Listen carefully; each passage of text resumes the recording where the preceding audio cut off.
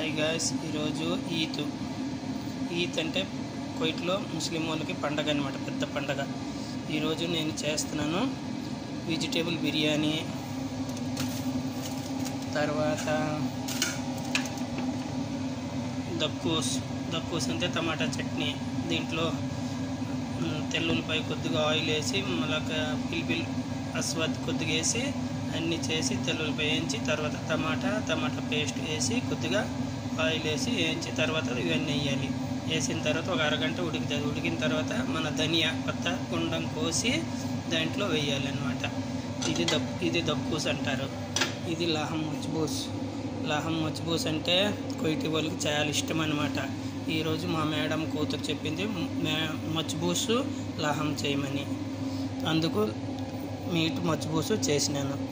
దీనికి చెప్తాను, ఇందులో అన్ని రకాల మసాలా వేయాలి.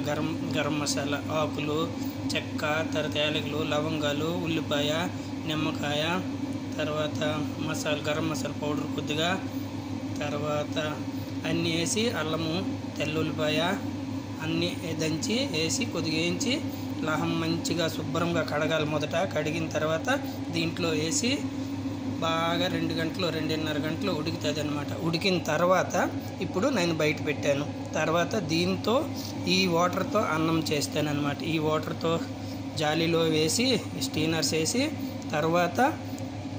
తర్వాత నేను అన్నం చేస్తాను. అన్నం చేసిన తర్వాత పెడతాను. అన్నం ఏ విధంగా చేస్తానో చెప్తాను.